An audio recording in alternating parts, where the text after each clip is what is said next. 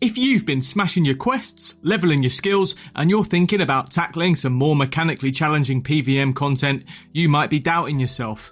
If you're asking yourself questions like, am I finally ready to start bossing? The answer is probably yes, but there is a catch. There's a bunch of stuff this game doesn't tell you, and honestly, a lot of early bossing struggles come down to a few things that people forget, skip, or maybe they just don't realise how important they are. That's what this video is for. Whether you're brand new to PvM or you've dipped your toes in and gotten smacked around a bit, this is a mid-game checklist to make sure you've got the gear, knowledge, settings and habits that make bossing fun instead of frustrating. This isn't about being perfect, it's about being prepared enough to learn, make mistakes and actually get some kills. Let's get into it. First up, you don't need max stats for any content in this game. Sure, it's optimal, but you can send a Theatre of Blood with way less than 99s in your combat stats. You do not need to be a sweat to succeed. However, you do want to make sure you've got the basics covered, so you're not going in and slapping the boss with the strength of a wet noodle, crying and wondering what the hell has gone wrong. Here are some reasonable stats to have for mid-game bosses that are going to make you money and really prepare you for the end game. 70 plus in all of your offensive combat skills are going to help you get the boss down effectively. 43 prayer is absolutely essential for protection prayers, and 77 is great if you want to make the most of offensive prayers. Ideally, you'll want 70 plus defense. It's optional, but every defense level makes it more likely that you're going to survive a fight. And if you've got these stats, you should already have 60 plus hit points. The higher level your hit points, the less likely you are to get one banged. This will ensure that you can use decent weapons and armour and not get insta-killed by most things if you're doing the mechanics correctly. The higher your stats are, the more forgiving everything will be. If you're not quite there, don't stress. Things like Slayer, Scurious or even questing will get you there pretty quickly. If you've got a specific boss in mind, obviously check out some boss guides on YouTube. I know a guy that makes really good ones. His name's Tembu, he's a top bloke, really smart, super cool. Not sure if you've heard of him. Failing that, the wiki is obviously a great resource. This checklist isn't about gatekeeping, it's about saving you time from wasting supplies and feeling like you've done something wrong when really you're just a few levels short of where you should be. Now let's talk gear. You don't need full Torva, max mage or fancy spec weapons, you just need appropriate gear that matches the combat style you're using and the boss. Here's a quick rundown for some bare minimum options. For melee, Barrow's armor or the classic fighter torso with obby legs and a whip will get you through most encounters. For range, black dragonhide and a crossbow of rune or higher is more than enough. Take advantage of diamond or ruby bolts if you can for their special effects. For mage, a trident and full arms is great. Failing that, Ivan's Blast and Mystic will probably do the job. And don't forget all of the smaller upgrades that make a big difference. Ava's Device, Fire Cape and God Cloaks, top tier backslot items and totally free. God Books from Horror from the Deep, Barrow's Gloves from the Recipe for Disaster. Things like salve amulets, demon brain weapons and content specific buff items are great. All of this is cheap or quested. There's no reason not to get most of this stuff. Let's talk inventory setups. Do you actually know what you're bringing? Bringing the bare minimum is always an option. A few sharks, a few prayer potions and a teleport out. However, there's so much more you can do to set yourself up for success. Combat potions will provide a simple stat boost. This does exactly what it says on the tin. Combo food is useful. Bringing some Karambuans or brews will help for panic heals. Are you bringing prayer potions or restore potions? If you're using Saradomin and Brews to heal, you'll definitely want super restores.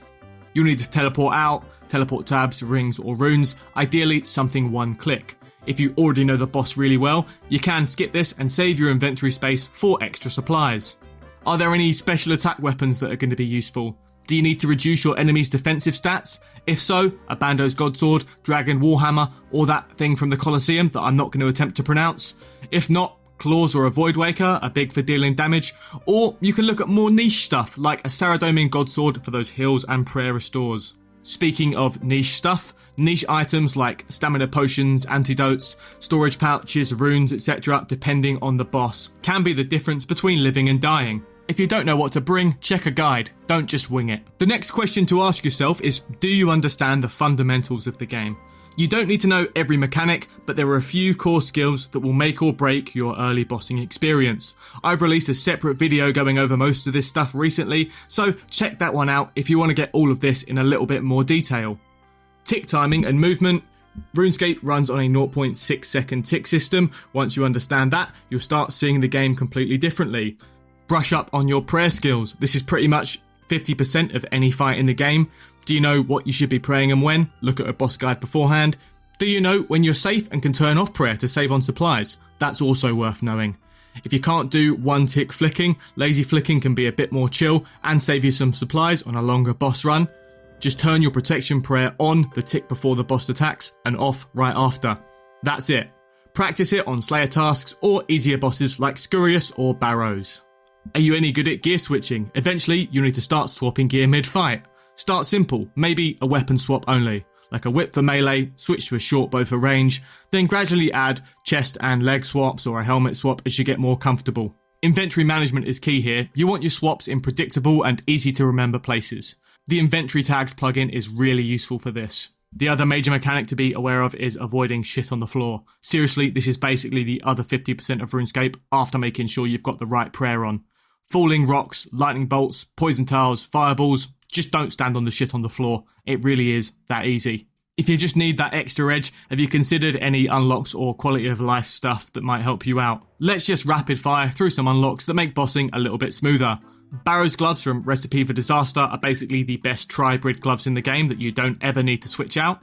Spellbooks, unlocking all the spellbooks to get you the most versatile utility options is great. Thralls, Vengeance, Freezing and Blood spells, they're all essential for some content. Your prayers, Rigor, Augury and Piety, just get them if you can afford it.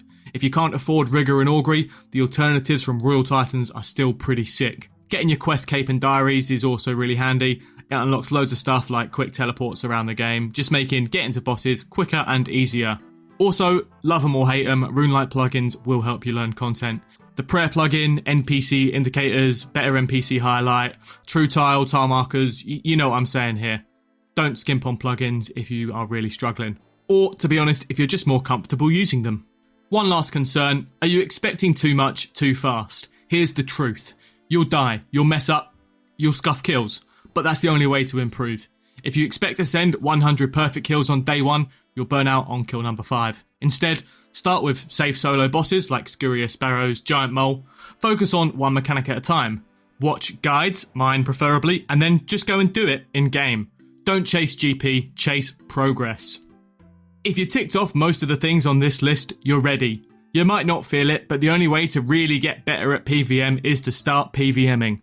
Trial by fire, click the boss, die, try again, and each time you'll get a little bit better. If you found this helpful, drop a like and subscribe. I'm working towards 10k subs and every little helps. I'm also building a PvM focused Discord for noobs and mid-game players. Join up if you want to help, find people to team up with, or just some good chat. Let me know in the comments what boss you're working on right now and what your biggest struggle has been so far. I might make a video on it. Before we finish up, a quick shout out to my channel members, Chizomni, Omega0240 and Matt J. All of you are absolute legends. Thanks for sticking around. I'll see you next time.